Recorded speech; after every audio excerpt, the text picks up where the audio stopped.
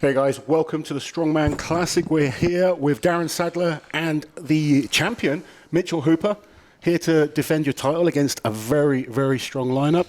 You guys excited for this one? I know I'm really looking forward to it. It's been one of my most enjoyable shows to watch the last few years. I think a lot of fans are talking about it. It's an amazing lineup, this. You're probably the strongest we've ever seen. And you're the defending champion, but you're not the current world's strongest man. There is a new man who is coming. How do you feel about having a competitor like Rayno to take part this year?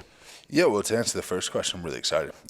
This is, in my opinion, the best show. This is the one that I tell everyone to come watch if you want to see strongman entertainment. It's this super stressful world's strongest man into giants, which for the guys who are, say, top 3 in the world, it's less stressful, more enjoyable, and I think when the tension comes down and we can have a bit more fun, that always goes well and plays well for the fans. In terms of having Rayno along, what a performance at World's Strongest Man. That was amazing. Event after event, holding it together, and very few of us know how difficult it is to keep your head when you're in that type of position.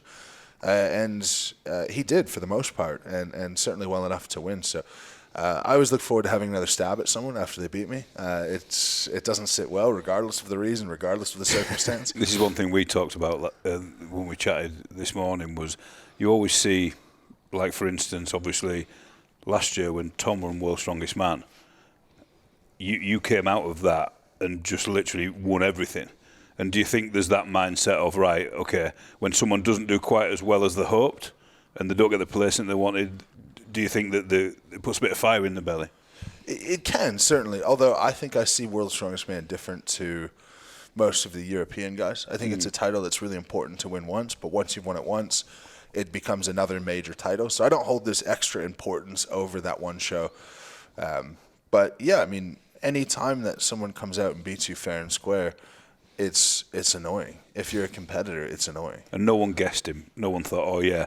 I mean, he was like, let's be honest, out of the 25 athletes, he was in the 20s on my list. Do you know what I mean? Because he hadn't really done much, in the international scene. He's been doing brilliant in Champions League, and obviously Champions League is great, but it's a bit different when you get in among you guys.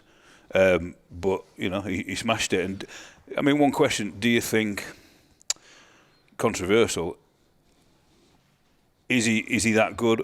Was Tom and yourself off form? I don't know. It's a question I've been asked a lot, and I don't really know the answer to. I was so far off. I think it's a combination of things. I think first and foremost, no one can take away what Rayno did. He was fabulous. If you look at the stats of what he did, it was impressive, if that makes sense, regardless of what you guys did. And the more I've watched now, I've kind of obviously gone back and watched his competitions. I've interviewed him. He's actually gone on to win 2 competitions since World's Strongest Man and literally dominated. And regardless of the level of competition, it's still hard to kind of keep backing up performances time and time again. So he's definitely a good competitor, and he's definitely someone that's got a great head on his shoulders. I think it's fair to say that you weren't at your best at World's Strongest Man, but you still managed to come on the podium. And the other thing that I think is interesting and you can probably answer this better than me and Darren can, you win World's Strongest Man, and this is the first big competition after, but it's 6-7 weeks after, not 2 weeks after. And as a winner of World's Strongest Man, you then have a lot of media attention. You go, I know he's had loads to deal with going back to South Africa, because he's come from, his Instagram's gone from like 2,000 to 60,000 or something like that. His popularity is growing rapidly fast. Before that, he would have been in good structure with his training, no distractions. Does winning World's Strongest Man change things a little bit in terms of you can just focus on being an athlete? Because we've seen now Tom's gone on to win Worlds and then failed to win here. You did the same when you won Worlds, didn't manage to win here. Is there pressure on him being the World's Strongest Man, and is it hard to prep properly for a competition that's 6 or 7 weeks after? The context is important. I think it's different in every circumstance. I think Tom, after winning World's Strongest Man, probably just didn't train much at all and was enjoying the fruits of his labor. I went on a CrossFit tour.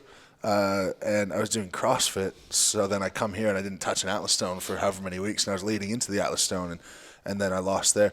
I think it's less so that you don't have the capacity to prep well. You know how busy I am on a regular basis. I can't really get busier. But I think you just care less. If you win World's Strongest Man for the first time, anything else that happens in the year is gravy. There's no way that you have the same fire in your belly. And I think it's more that than anything else. You come here and you go, if it goes well, it goes well. But I won World's Strongest Man 6 weeks ago. I'm already happy regardless. I think this show will say a lot because, with all due respect, he's been and won another couple of shows, but now it's back in the fire again because this lineup, let's talk about it. It is pretty incredible when you go through the athletes. I mean, the lineup's insane. What would have held a lot of weight to me is if he came to Strongest Man on Earth and did well there. Yeah. Or if he goes to the Arnold and does well there. Definitely, yeah. Like, where's that top-end strength and movements other than I think he got all that to come as well, hopefully. You know what I mean? I hope so. He pulled out of it. Yeah. But I hope he comes to the Arnold. Well, the good thing is he hasn't pulled out of this one. Of course. So we've got an amazing lineup. Just very quickly, I'm just going to quickly go through the lineup. Mitchell Hooper, Evan Singleton, Trey Mitchell, Jaco Schoonwinkel, Mateusz Kiliashkowski, Paddy Haynes, Nick Gardione, Spencer Remick, Lucas Hatton, Rayno Nell, Pavlo Kordiaka, and Ben Glasscock. That is an incredible list of athletes. It's a World's Strongest Man final, really. Well, off the top of my head... Who's missing? Tom. Tom is the guy that's missing. Yeah, that's right, yeah. The only ones who haven't been in World's Finals are Nick, who... Probably hasn't had a chance yet, I suppose. He had one chance, but he's much better suited for this show. Mm-hmm. Spencer, who's just a mainstay, steady guy. Yeah. Lucas, who came second at the Arnold's, and Ben Glasscock. But everyone else has already been at the World's Strongest Man final. Yeah. I mean, there's a few sort of standout things for me. One is Trey always performs, and he did well at Worlds. He is mega strong, isn't he? Yeah, crazy. My probably question mark might be Hercules hold for him. Evan, he has won this before. Was it 3 years ago? Trey, the question is Hercules hold. Yeah. No, Trey's good at Hercules hold. Okay. Trey's bad at frame. Bad at frame, okay. He didn't do well at the Hercules hold at Worlds. Yeah, that's but he's been good on this Hercules hold before. And then Trey, with the axle deadlift setup, not using a suit on that axle makes such a big difference. Yeah. So it'll be interesting to see if he's tried to continue to pursue that or if he's not used the suit again. I do get his reasons, and I know some people like suits, some people don't. But at the end of the day, if you're allowed one, I think you're better off wearing one, even just because of the damage to your body. I think you come out of it feeling a bit better if you've had a suit on. Yeah, you just don't have to work as hard. Yeah, I never liked wearing a suit, but if it was allowed in a competition, I'd train in it and I'd use it for those reasons. Yeah. Just protect your hips a little bit more. I mean, I can't remember the order that we've got, but when you've got a frame carry and stones and deadlifts, it all starts to fatigue. And if you can wear the suit and it helps, then do it. I would love to see them got rid of, and I'm sure Trey would as well, but you can't put yourself in that negative position against the likes of Mitch Hooper and Evan Singleton and the best guys in the world. I mean, Evan obviously didn't do well at Worlds. He got injured. He's going to be coming into it wanting to prove that he's still up there with you guys, you know what I mean, which I'm sure he is. He seems to be healed. So it's interesting. He's won this show before. Evan could podium very easily. Definitely, but to tear your bicep 6 weeks ago, that's what he was saying, and then to come here in any sort of shape to perform is not possible. So either the bicep wasn't torn very badly at all, or he's putting himself at a major risk. I think that's the case. I think it wasn't torn that badly by the sound of it. I hope so. Yeah, I hope so. Yeah, I think that's probably the case. I mean, you look at his training, he's always a wild man. I mean, he's always bigging himself up, backs himself. But when you look at the events on paper, they are very good events for him. They are, He's got a fantastic grip. Overhead is solid. The only thing with Evan, and we see it regularly, is he can be a little bit erratic. But sometimes that kind of just brute power could be good on, say, an overhead medley like we've got the log here. It's not top end where maybe you really need that perfect technique. He can probably get through the first 3 logs very quickly on just brute strength alone. Yeah. And then if the bicep's feeling good, he should be good for the last, the heavier logs. So. His stones are solid. His frame carry and his Hercules hold are phenomenal. I mean, he's done very well. I think he's beaten Mark Felix on the Hercules hold before. Yeah. So he has got good events. It's just with Evan holding it together. When he is in form, he's a threat. His times, I think he's had 120, which is in the top 3 of ever on that, which is could win it tomorrow. Let's be honest. Yeah. Well, why don't we go through the events and we start with the log ladder. And one thing in looking at the list of athletes, and I was saying this before the podcast started, there's not one event where you go, this is a particularly good deadlift group or overhead press group or grip group. You seem to have a top half, a bottom half in every single event. And you can't really call any one of them between at least 3 or 4 guys. So log ladder, you've got myself, Trey, Mateusz, Evan, and Pavlo, and Lucas, who are all probably capable of finishing it. 6 guys finishing a very, very difficult log ladder. Yeah. Who do you guys think has the inside track on that? Not just because you sat here, probably you and Mateus for speed, if I'm honest, to get through it. Trey is quite pedestrian.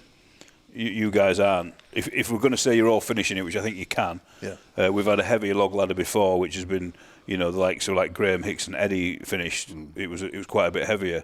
But I think at those weights, I see you and Mateus probably getting top 2 spots because of speed. I'd probably throw Lucas Hatton in there as well. For sure. Seen his overhead, and he's very technically efficient, and I think he can move quick enough between them, though. I don't doubt that. I actually do think he can move I mean, I'd never count out Trey, but I agree with you. I think he's just a bit more like Zadrunas type kind of. He'd probably prefer it to be heavier. He'll be probably top 4 in it, I'm sure. Yes. But is he going to beat I think the guys Mitch, being the athlete that he is, he knows speed is an issue. He's not going to be just kind of hanging about. Your goal is to get through as quick as possible. You don't look at it and think, I'm worried about who's the biggest presser. Your goal is, I've got to do this the fastest. So you don't need to be the strongest. You've got to be as efficient as possible. Mateus will try in one motion every single log. He'll try, and he probably will, to be fair. And he's capable of it. And if he does, he could put in a very, very good time. Yeah. But when you watch him in training and when you watch him in shows, sometimes he takes rests and he's more deliberate in getting to the Viper, and it almost eliminates the purpose of Vipering in the first place. I don't think Mateus, and I haven't asked him this, but I'm sure he would admit it, I don't think he uses the Viper as a way that he can pick up pace. I think he uses the Viper because he's just as good at that as a push press, so he might as well. Yeah. He gets so much hip drive into it. Crazy. Yeah, it's not so tricep and shoulder reliant. It's more hip drive. The other thing is with the Viper, if you get it wrong and you don't do it, it takes out so much energy. Yeah. But then again, I don't often see him get it wrong. No. That's the point. He's got it. Yeah. What event do we have second? So second is Hercules Hold. Obviously we've got Mark Felix as a guest on that, which is sort of relevant to the show, but nice if he gets his world record. Yeah, sets a time out there for sure. Anyway. I mean, I've got to be honest, you're very good at it. I think that Nell's going to be very good at it, going from Worlds. I think Paddy is going to shock people on it, if I'm honest. His grip is insane. Very good grip. Add in Evan there, and we could have 4 guys over 110. Yeah. And last time Trey did it, last time we did it in Scotland, Trey got 115. Yeah. I dropped it by choice at 117, 118. But it's very possible that the world record is broken. And the atmosphere in there as well is going to drive everybody on. It's on the stage and everything like that. Of course. Yeah, I keep forgetting about Trey with that. I just look back at World's Strongest Man. He didn't do very well at it. No, you're right. And that Hercules hold at World's Strongest Man, though, I was not in it, to be honest. I just didn't care. But it was the heaviest thing I've ever had in my hands. Everyone said it was more painful than the hands. So I think their handles are knurled and ours aren't. Because everyone dropped it and looked at the hands straight away. Whereas when they do mine, they don't. Did it feel heavier, the one at Worlds? Oh, my God. It was not remotely close. Not remotely close. Yeah. You'll see, I have this thing where I feel like I'm getting kind of close to when I'm done, and I'll start to shake. But on this one, it'll be at 30 or 40 seconds. And I can just sustain that for a really long period of time. At Worlds, I was 5 seconds in going, I hope that this doesn't slip out of my hands. I hope I don't see it on your face. I was actually shocked when he got hold of it. And obviously, I know you weren't in a good place, but I was like, well, he'll do this. It's grip, you know what I mean? And when you got hold of it, he just looked painful. It was not comfortable how much, at all. Like, obviously, I've done Hercules holds before. That's not an event you can do when you're not in a good headspace. No, you kind of need to be in a mood to fight and dig deep. Because it's a mental... It's a painful event. A bit like Wrecking Ball Hold, it's a mental thing. Yeah. Do you think some of that maybe affected you at Worlds, and hopefully tomorrow you'll have that fighting spirit that you normally have and you'll be able to fight through that pain a little bit easier? Yeah, I mean, at Worlds, it's just... I don't know how much we want to get into it, but, there's, I think, emotionally, you can, if you're in one place, you can sort of be with people who are close, even if they're in a slightly better mood or a little more energetic mood. But after spending 3-4 days around people who were all way elevated, and I just couldn't get there at all, it just kept driving me down to the point where it was like I went up to the Hercules hold and there was zero adrenaline, zero care. I just kind of wanted to go home. I mean, I'm things are much better at the moment. Yeah. Yeah, I mean, we don't need to dive too far into it, but things are much better at the moment. I'm here. I'm ready to win, and I'm humble enough at the moment that I'd tell you guys if I wasn't. I'd say that I'm here to have a good time. I'm here to whatever, but I'm here to win, and I think I can. And Hercules hold. I think there's a place in the situation that I'm not motivated to do a lot, and then there's a place in the situation where I am absolutely motivated. And people in Strongman don't know the history of me. It's not the first time I've had people cheer against me. It's not the first time I've had people root against me. Like, that lights a fire in me. It does not bother me. Yeah. It makes me want to do more. And I'm a negatively motivated person, not positively. I want to do some mic'd up stuff for comps this year. And sorry about the editing on this, but if you hear me talk to myself before I do an event, it's not like, come on, you got this. It's like, you're a loser. Pick this thing up. That's what I say to myself. That's where my head goes. So I think I'll be able to get there tomorrow. Whatever gets you there, yeah. I mean, listen, that would be like that now, listening. What's he saying? Yeah. So next event? You don't want us to call you that before you start, then just you call it yourself it, because we can do that, can't we? We can shout bad things at you. I've tried it before. On the mic. Right. So we've got the deadlift next? So the next after that is frame walk. Okay, frame carry, then the deadlift. Ooh. Then deadlift. Nasty. So frame at 360 is heavy enough that if you have a bad grip, it's going to expose you. Yeah. But if you have a decent grip, you should be able to do fine. This is where Trey worries me again, because his history of, Trey has lost so many competitions because of frame carries. I mean, I think right now he could be statically the strongest man on the planet. When you combine everything, pressing, is there a question? The things he does are just insane. Yeah, he walks around very much, reminds me of Zadrunas. When it comes to those heavy comps, he's a beast. Do you know what I found crazy? The way he pressed the Flintstone lift. It was just such a mental way that he pressed it. It was all power. Yeah. Just. Well, we saw that at the Arnold, so I expected that. But what's interesting about Trey is watching him on a deadlift, particularly the elevated deadlift at Worlds. You know those videos where it's a hydraulic press? And it's squishing something and it's something hard. And just nothing is happening and nothing and nothing and nothing. And then all of a sudden it just starts to break the floor and rise. I hit my peak power probably in 2 seconds. If nothing's happening, nothing's going to happen. Trey hits his peak power maybe in 7 seconds. It's the most bizarre thing. A hydraulic lift. That's kind of the best way to describe him. But this is the event that's cost him so many potential wins in competitions.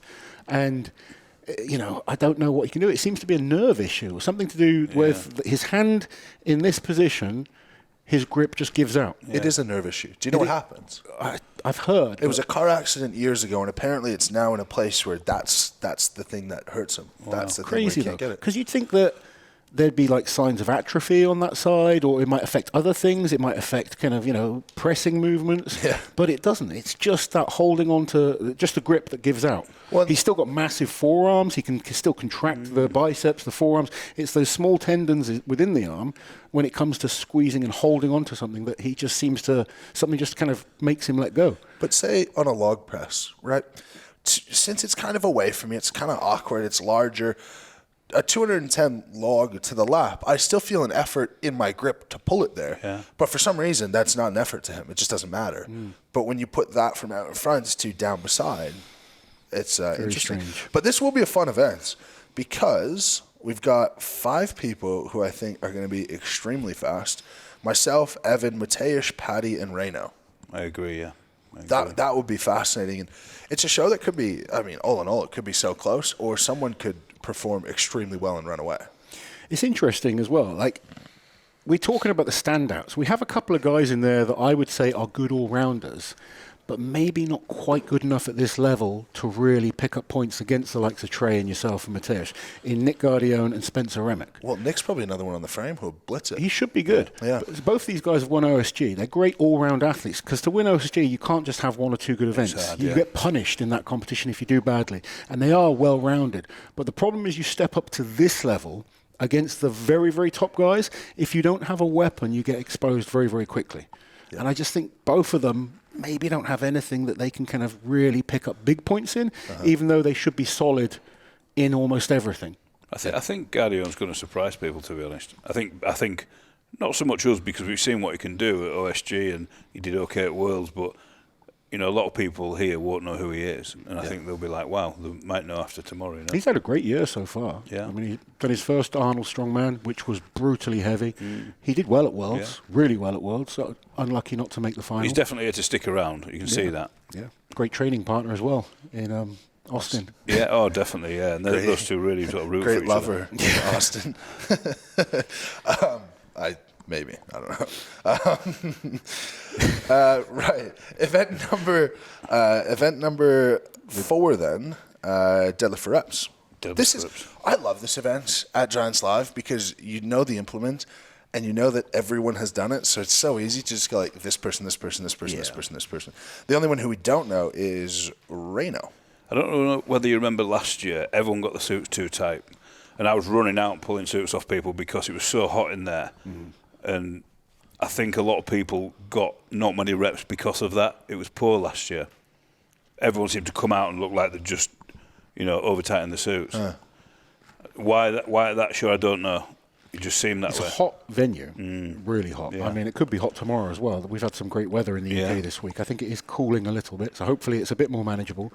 But I just think at 350, I don't think they need the suits quite as tight as that, to be honest. Not at this level. No, well, and when it's at that little bit of a deficit that this axle is, you get the suit right and it's actually easier. Yeah. You get the suit wrong and getting into position is next to impossible. you do see some of the guys, like, I think Pavlo Kordiaka's bad for it, where he goes so tight and he can't breathe and he panics. He goes purple, and he'd almost be better just a little bit looser. He'd probably get more reps. Half the field last year, I think, had the suit too tight. You know, and they couldn't wait to get it off. They did not as many reps as they are capable of, and they were just like looking at me saying, please, get this thing off me, you know? Yeah. Well, interesting, the low end of deadlifts here is quite high. Because if we look at the guys who might not perform as well in Mateusz and Pavlo, Ben Glasgow, I'm just not sure, but Mateusz, Pavlo, Spencer Remick, and Nick Gardione are probably the bottom half of the deadlift fields, just on pedigree. And those guys, I think, will still hit 3 or 4 reps. Yeah. You won't have someone zero this event. No one's zeroing this in this lineup. Not at all. I think you're going to need a good number to take the win.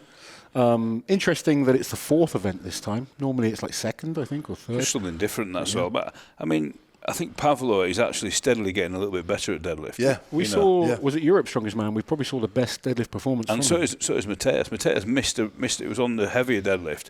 And did he just miss the 4th rep? Is that right? Yeah. But he actually got it up there. He just missed it by time. Yeah. So he's capable of 4 on the 360, which, you know, years ago he just wasn't, let's be honest. He wouldn't have done that. Yeah. So, you know, which is, for someone that long into the career to get a little bit better at deadlift is quite impressive, really. Yeah.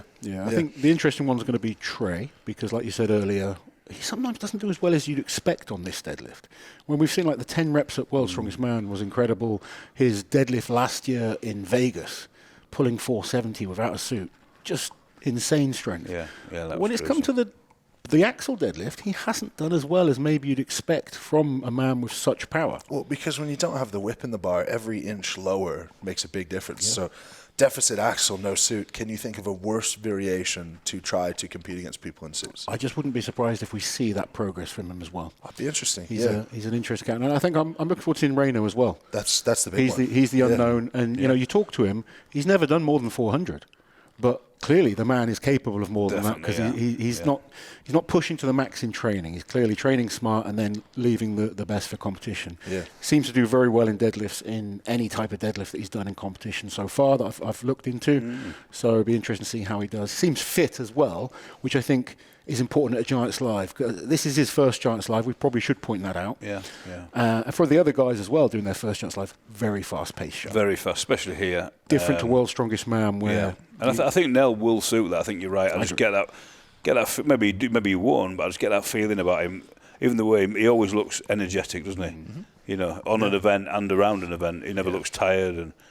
And whereas some of the guys struggle when they're coming out for the stones, they're like, oh, let's just get this done. Do you know what I mean? The motivation's gone, and that's, at the end of the day, that's where you win the show. Yeah, definitely. Yeah. Well, and that takes us to Stone. So, Atlas Stone, no Tom means that we're going to have an Atlas Stone winner that's not Tom. That's good. Yeah. I mean, I think that's. I mean, Evan's always good at stones. You're always pretty good at stones. You've had a bad year once in Royal Albert Hall. like you say, he didn't train Stones for that. Yeah, and there were 2 years some ago. bad stones there, so. Yeah, apparently so, yeah. Everyone else loaded them, but yeah, okay. Nell was good at Stones at Worlds. Yeah. But Trey didn't do that well, but he didn't hardly put any tacky on last year here. And I said to him, Trey, what happened? He didn't load the last stone, if you remember, last year. Which is unusual. And he said, I didn't hardly put any tacky on. Why? And I just thought, they were brand new stones, and I thought, okay, well, that you're not a rookie, and that is a rookie error, you know. Yeah. Even you should have spare tacky on you somewhere. Yeah. And I was just like, obviously Trey's going to load all the stones. He's one of the best in the world, and he didn't. And it was only a 200 stone. So that shocked me. So I've got a feeling that really annoyed him. So I think it won't happen again. That's my sort of gut feeling. Yeah. Well, he's been in giant shows since then and done totally fine on stones. Yeah, He was good in stones in Vegas. He had literally nothing on his arms, and there were new stones, so they were quite smooth. Yeah.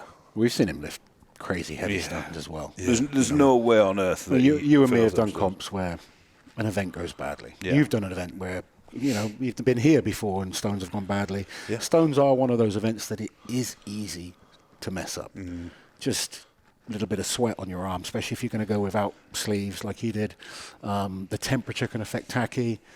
How you've done in previous events can affect how... The position you're in, I suppose. If you're in second, you can still get to first. It's a big motivation to go a bit quicker, isn't it? You know what I of mean? course. I mean, we've been there before. You're fighting for the podium. You're going to give 100%. You're in 7th place. You can't get anywhere else. You're feeling tired by that 200-kilo stone. It suddenly feels a lot heavier. My gut feeling is with this show that when the stones come up, it's going to be really close. When you look at that, there's nobody that's... it's sort of so even on those events at the top. Well, this man almost made Giants Live a bit boring to watch last year. And, just because he was so good. Yeah, winning everything. He won everything. A lot of contests he won before the last event. I'm great friends of you. I coach you. And I don't think that's going to be the case this year. No, I don't. I think we're going to be in... I do believe Mitch can win. Yeah. I think there's going to be a lot of competition. I think we could have a very exciting competition. We've kind of talked through about who are good on different events. It's going to come down to consistency in that case. That is your strength. I think the unknown of Rayno Nell is interesting.